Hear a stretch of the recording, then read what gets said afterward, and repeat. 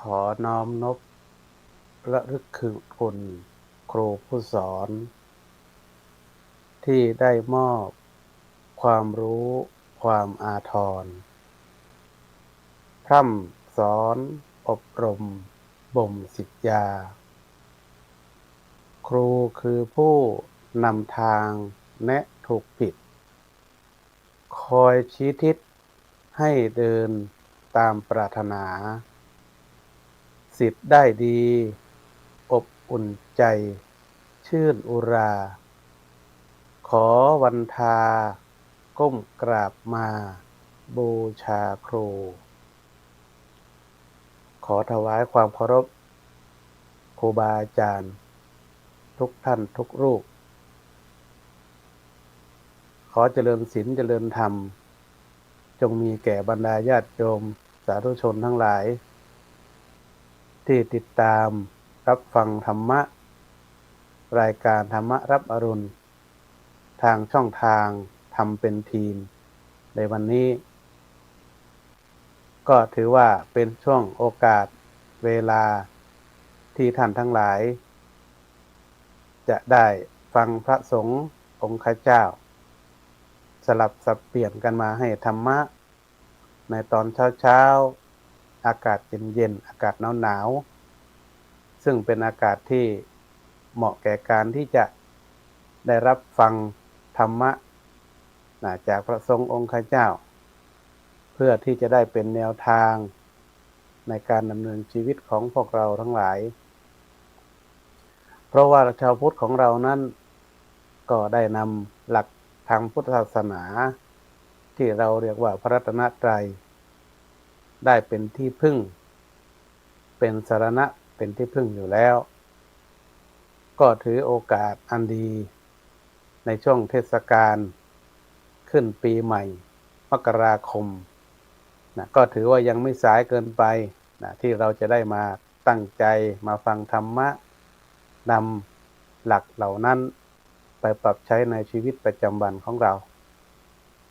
อาตมาเองก็ไม่ได้ออกรายการมา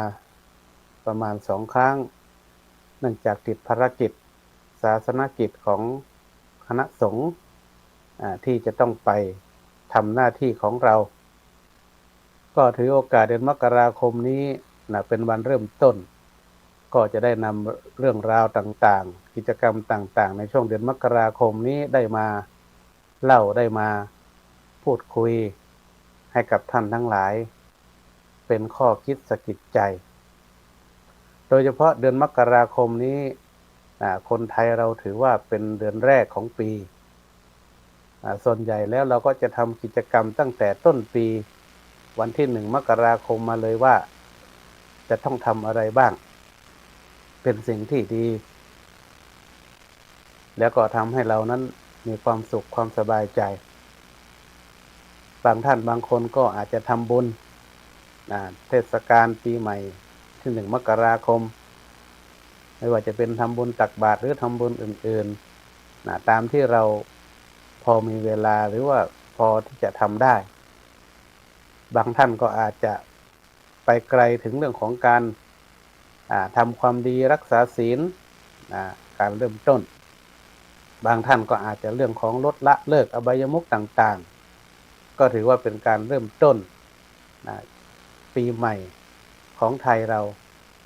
ให้เกิดความสุขความสบายใจเพราะปีที่ผ่านมานั้นบางทีเราก็อาจจะเจอปัญหาอุปสรรคเยอะแยะมากมายปีใหม่นั้นเราก็อยากจะทำสิ่งที่ดีๆที่ทำให้เราแล้วก็ครอบครัวของเรานั้นมีความสุขมากขึ้นดังนั้น เราก็ต้องลืมปีเก่าไปสิ่งที่มันไม่ดีในปีเก่านั้นเราก็ทิ้งไปละไปปีใหม่แล้วเราก็ทำแต่สิ่งที่ดีในทางพุทธศาสนาก็คือการให้ทานการทำบุญการรักษาศีลการเจริญเมตตาภาวนาทั้งหลายนี่แหละเป็นหลักที่เราจะต้องประพฤติที่เราจะต้องนำมาในการดำเนินชีวิตของเราดังนั้นเนี่ยในช่วงเดือนมกราคมนอกจากขึ้นปีใหม่วันที่1 มกราคมแล้วเนี่ยก็ยังมีวันที่เราทั้งหลายได้พาลูกหลานของเราไปเที่ยวไปเยี่ยมไปชมกิจกรรมต่างๆร่วมกิจกรรมต่างๆที่ว่าเป็นวันเด็กถือว่าเป็นความสำคัญของเด็กๆเด็กในวันนี้ก็เหมือนกับเป็นอนาคตของประเทศชาติบ้านเมืองใครบ้างที่ไม่รักลูกก็รักลูกหมดเราก็อยากจะให้ลูกหลานของเราเป็นคนดีมีกิจกรรมร่วมกับสังคมเราก็พาไปทุกที่ทุกแห่งไม่ว่าจะเป็นทางรัฐบาลท่านก็เปิดทำเนียบรัฐบาลให้เด็กๆเข้าไปชมไปดูไปสัมผัสกิจกรรมนี้ก็ถือว่าเราได้ไปใกล้ชิดผู้นำของระดับประเทศที่บริหารประเทศนอกจากนั้นก็หน่วยงานทุกหน่วยงานก็มาจัดกิจกรรมให้กับเด็กๆแม้แต่ในชุมชนก็มีของเล็กๆน้อยๆมาแจกให้เป็นกำลังใจให้เด็กนั้นมีความตั้งใจในการที่จะทำหน้าที่ของตัวเองให้ดีที่สุดเท่าที่จะทำได้ถัดมาวันที่ท่านทั้งหลายก็ทราบดีว่าเป็นวันมหามิ่งมงคลของประสบนิกรชาวไทยวันที่14 มกราคมเป็นวันที่ทางรัฐบาลรวมถึงคณะสงฆ์ก็ได้จัดพระราชพิธีสมมงคลทั่วประเทศที่เราเองในฐานะที่เป็นพระสงฆ์นิกรชาวไทยมีความจงรักภักดีต่อสถาบันพระมหากษัตริย์เราก็จัดกิจกรรมมากมายไม่ว่าจะเป็นเรื่องของการทำบุญตักบาตรพระสงฆ์เจริญพุทธมนต์เราถึงศาสนาอื่นๆก็ทำกิจกรรมนี้เพื่อถวายความจงรักภักดีถวายเป็นพระราชกุศลให้พระองค์มีพระชนมายุยิ่งยืนนานทางหน่วยงานราชการหรือหน่วยงานของรัฐก็ได้ไปจัดกิจกรรมที่ท้องสนามหลวงแล้วก็วัดพระแก้วรวมถึงวัดเชตุพนหรือวัดโพปีนี้ได้มีโอกาสได้ไปร่วมกิจกรรมได้ไปเห็นไปสัมผัสบรรยากาศที่วัดโพก็มีกิจกรรมสืบชะตาล้านนาญาติโยมทั้งหลายนี่ถ้าเป็นคนภาคเหนือนี่จะคุ้นเคยการสืบชะตาให้กับพระบาทสมเด็จพระเจ้าอยู่หัวของเราให้พระองค์นั้นมีพระชนมายุยิ่งยืนนานนอกจากนั้นก็มีกิจกรรมอีกมากมายที่วัดโพทั้งกิจกรรมทางคณะสงฆ์กิจกรรมเรื่องของสินค้าโอท็อปต่างๆรวมถึงตลาดที่เปิดโอกาสให้กับพ่อค้าแม่ค้าได้ไปร่วมกิจกรรมอันเป็นมหามงคลในครั้งนี้ด้วยก็ถือว่าทุกกลุ่มทุกหน่วยงานทำเพื่อถวายพระเจ้าแผ่นดินของเราซึ่งเป็นที่พึ่งแล้วก็เป็นที่พระองค์นั้นไม่เคยละทิ้งประชาชนได้รับความเดือดร้อนทุกข์ยากสถาบันพระมหากษัตริย์นั้นก็ได้ดูแลพระสงฆ์นิกรชาวไทยทุกหมู่เหล่ารวมถึงพระสงฆ์องค์ข้าเจ้าด้วยอันนี้แหละเป็นกิจกรรมที่เราทำที่ผ่านมาและในวันนี้เนี่ยอามาเองก็จะได้นำหยิบยกเรื่องของวันครูที่16 มกราคมที่ผ่านมานั้นหลังจากที่มีวันเด็กนักเรียนแล้วเนี่ยก็ต้องมีวันครูบาอาจารย์เนี่ยก็ถือว่าเป็นส่วนสำคัญในการที่ประสาทวิชาความรู้ให้กับลูกศิษย์ลูกหา วันนี้ก็จะได้นำหยิบยกเรื่องของครูบาอาจารย์ที่เราได้บูชาได้ระลึกนึกถึงท่านตลอดเวลาที่ได้เป็นผู้อบรมสั่งสอนเราเริ่มตั้งแต่ครูที่หนึ่งก็คือเรื่องของครูเบื้องบนครูเบื้องสูงก็คือเรื่องของพระพุทธเจ้าที่เราทั้งหลายเนี่ยได้ให้ความเคารพได้ให้ความศรัทธาเริ่มใสแต่เวลาเราจะทำกิจกรรมอะไรต่างๆเป็นการขึ้นครูขึ้นขันเนี่ยเราก็น้อมรำลึกนึกถึงพระพุทธเจ้าเพราะว่าเป็นครูเบื้องสูงเบื้องบนที่เราท่านทั้งหลายในฐานะที่เป็นชาวพุทธเนี่ยก็ได้ประกอบพิธีกรรมต่างๆก็ระลึกถึงพระพุทธเจ้าโดยการที่นำบทที่เราจะแสดงถึงความนอบน้อมได้มากล่าวเกริ่นเป็นเบื้องต้นก่อนก็คือบทนะโมนั่นเองเป็นครูเบื้องต้นครูอันที่สองก็คือครูคนแรกครูคนแรกของเราเนี่ยก็คือพ่อแม่ผู้ให้กำเนิดเกิดเรามานั่นก็ถือว่าเป็นครูคนแรกที่ได้อบรมสั่งสอนได้สอนให้เราพูดได้เดินได้ทำอะไรได้หลายๆอย่างตั้งแต่เกิดมานั้นเราถึงระลึกนึกถึงบุญคุณของครูคนแรกก็คือพ่อแม่ของเรานั่นเองผู้ที่ให้กำเนิดไม่ว่าจะเป็นการแสดงออกถึงกายทางวาจาทางใจพ่อแม่นี้ก็ถือว่าเป็นผู้ที่สูงสุดในชีวิตของเราเหมือนกันที่เราจะต้องแสดงออกถึงความกตัญญูกตเวทิตารู้จักท่านว่ามีบุญคุณต่อเราแล้วเราก็ต้องตอบแทนด้วยตอบแทนด้วยกายก็หมายความว่าอาจจะเป็นการซื้อของสิ่งของทำการทำงานที่ท่านได้ทำมาแล้วและทำตอบแทนท่านดูแลท่านตอนยามที่เจ็บป่วยก็ดีหรือว่าท่านแก่ชราแล้วไปไหนก็ลำบากก็ดีเราก็จะต้องดูแล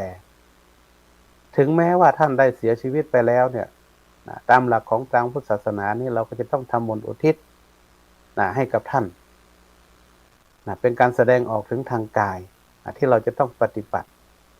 ทางวาจาก็หมายความว่าเราจะต้องพูดดีพูดจาดีๆกับพ่อกับแม่ไม่ด่าไม่กระโชกโหกหากหรือว่าไม่ทะเลาะเบาะแว้งกับพ่อกับแม่นี่มันไม่ได้ก็ถือว่าเป็นครูที่สำคัญที่สุดในชีวิตของเราและทำแสดงออกถึงทางใจนั้นก็คือเราไม่คิดในทางที่ไม่ดีต่อพ่อต่อแม่ของเราเพราะว่าพ่อแม่นั้นเปรียบเสมือนเป็นพรหมของลูกท่านมีหลักพรหมวิหารสี่เมตตากรุณามุทิตาอุเบกขาที่คอยดูแลเลี้ยงดูเรามาตลอดเมตตาก็คือให้ความรักให้อะไรก็ได้หมดพ่อแม่นี่เหมือนกับธนาคารเหมือนกับบัตร ATM เราต้องการเงินเมื่อไหร่ท่านได้หมดลูกจะทุกข์ยากลำบากขนาดไหนนั้นพ่อแม่ไม่เคยว่าไม่เคยบ่นท่านก็ให้หมดเลยด้วยความเมตตากรุณานั้นด้วยความสงสารถ้าลูกได้รับความทุกข์ทรมานเมื่อไหร่แล้วพ่อแม่ก็คอยให้กำลังใจแนะนำในสิ่งที่ดีๆให้กับลูกชี้ทางที่เหมาะสมให้กับลูกนั้นได้ดำเนินชีวิตประการต่อไปก็คือเรื่องของ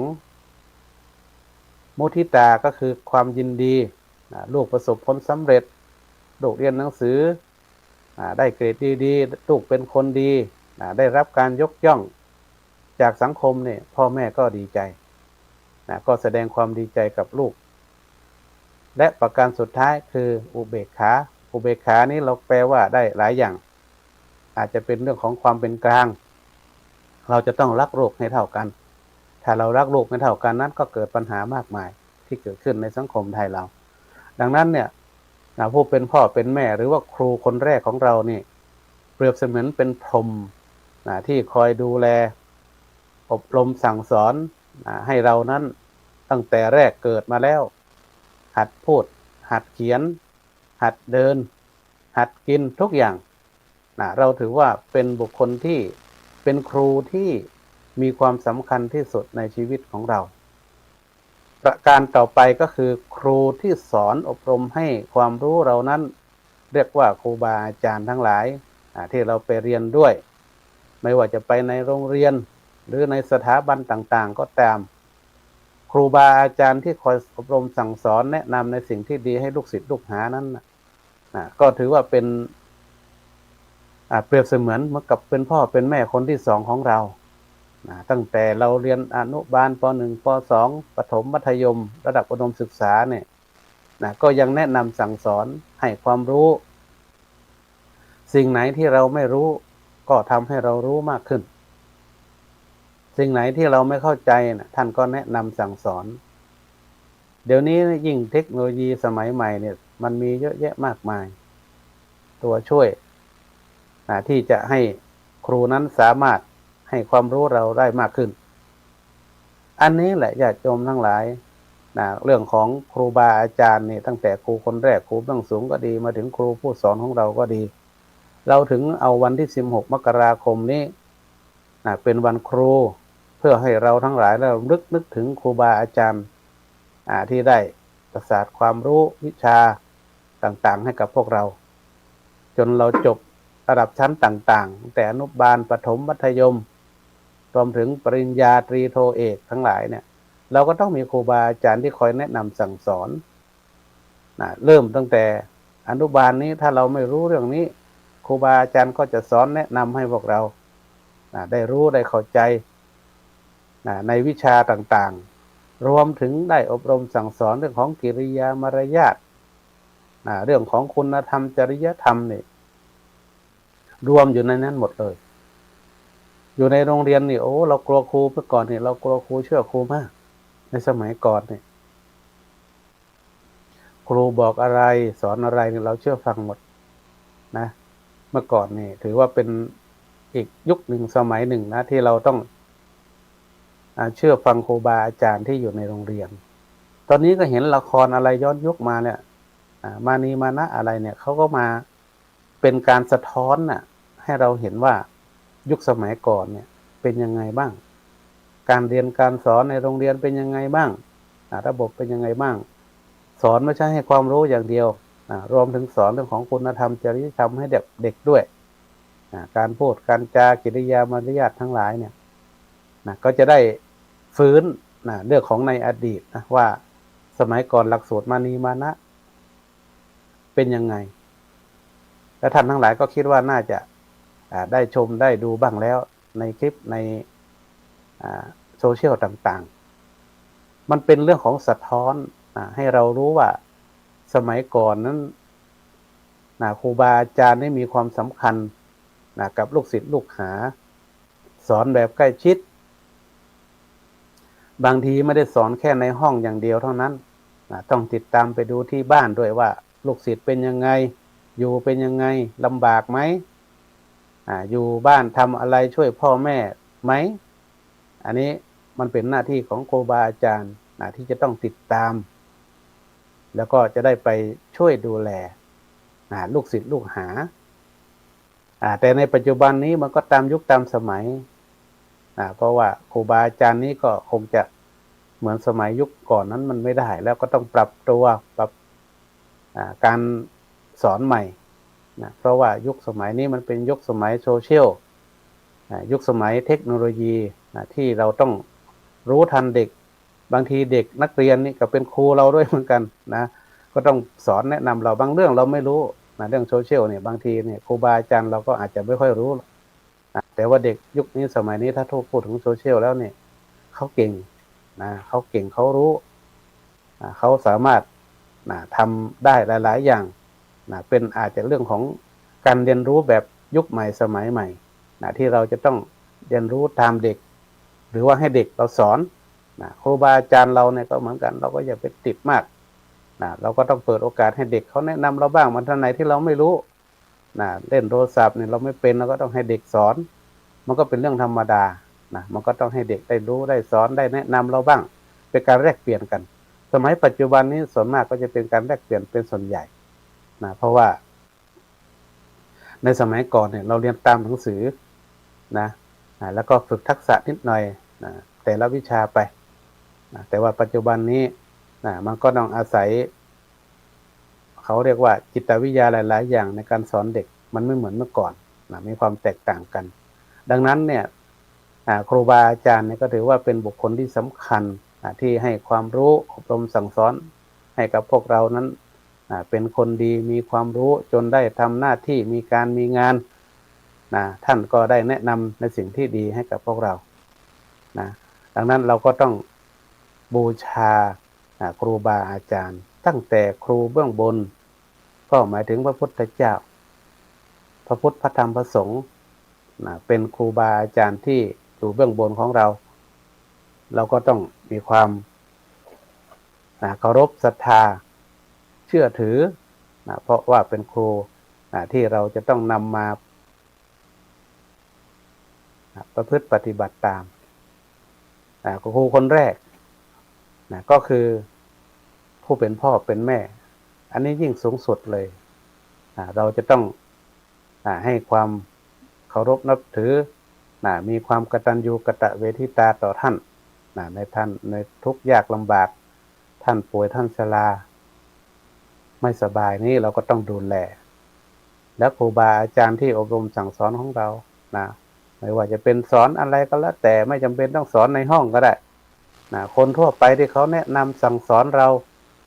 ผู้หลักผู้ใหญ่เขาแนะนำเราสอนเราก็ถือว่าเป็นครูบาอาจารย์ที่ให้ความรู้ให้ประสาทวิชาทั้งนั้นเราก็ถือว่าเป็นครูบาอาจารย์เราก็ให้ความเคารพนับถือตามสมควรของแต่ละท่านคำว่าครูบาอาจารย์นี้เราไม่ได้หมายความว่าในโรงเรียนอย่างเดียวหมายถึงนอกโรงเรียนผู้เฒ่าผู้แก่ในชุมชนเขาแนะนำบอกเราในสิ่งที่ดีๆนั้นเราก็สามารถนำมาเป็นครูบาอาจารย์ที่เราจะได้เทิดทูนบูชาเหมือนกันก็ถือว่าเป็นการให้ความรู้เป็นการให้วิชาบางทีเราอาจจะรู้บ้างไม่รู้บ้างบางทีเราอาจจะรู้แล้วแต่ถ้าเราฟังเพิ่มเติมได้รับการแนะนำเพิ่มเติมแล้วก็อาจจะได้รู้มากขึ้นอย่างเงี้ยก็ถือว่าเป็นครูบาอาจารย์เหมือนกันและในช่วงโอกาสที่เป็นเดือนมกราคมเป็นเดือนแรกของปีนี้เนี่ยท่านทั้งหลายเนี่ยก็อาจจะได้มีโอกาสไปทำกิจกรรมไปทำบุญทำอะไรเยอะแยะที่เป็นสิ่งที่ดี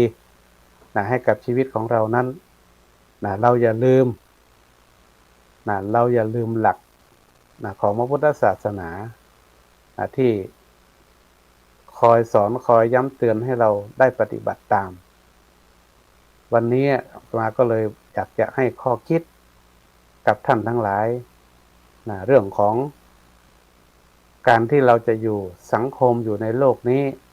ให้เกิดสันติสุขให้เกิดความสุขได้อย่างไรขอให้ได้3 ดีดีที่1คิดดีดีที่2พูดดีดีที่3ทำดีคิดดีหมายถึงเราอยู่ด้วยกันในโลกนี้มันมีคนเยอะแยะมากมาย108ที่รักเราบ้างเกลียดเราบ้าง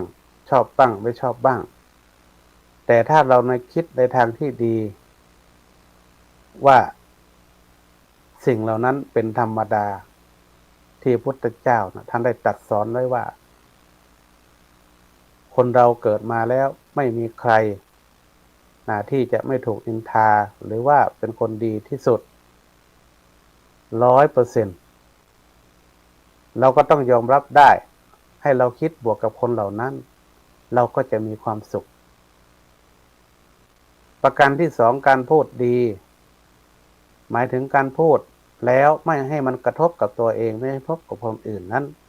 ไม่สร้างความเดือดร้อนให้กับใครก็หมายถึงว่าเราพูดดีแล้วเราไม่พูดกระทบใครหรือว่าเราไม่ทำให้คนอื่นเดือดร้อนเป็นการพูด ที่อ่อนหวานไพเราะไม่กระทบกระทั่งคนอื่นนั้นก็ถือว่าเป็นสิ่งที่เราได้พูดดีและประการที่3ก็คือการพูดดีการทำดีการทำดีนั้นหมายถึงว่าทำแล้วเกิดความสบายใจเราก็ทำไป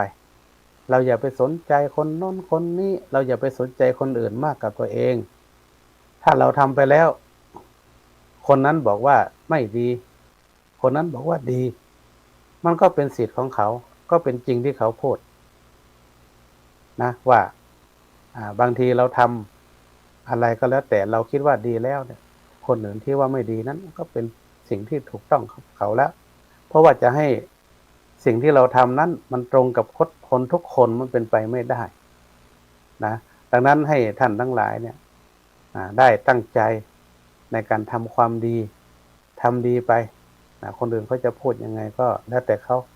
มันเป็นสิทธิ์ของเขาถ้าเรามั่นใจว่าสิ่งที่เราทำนั้นเป็นสิ่งที่ดีแล้วมันก็จะเกิดสิ่งดีๆให้กับตัวเองโดยสรุปแล้วท่านทั้งหลายถ้าเราอยากจะให้จิตใจของเราสงบจิตใจของเราร่มเย็นอยู่ในสังคมได้อย่างมีความสุขนั้นเราก็ต้องประกอบด้วยการคิดดีทำดีแล้วก็พูดดีชีวิตของเราจะมีแต่ความสุขความเจริญยิ่งขึ้นไปทุกท่านทุกคนด้วย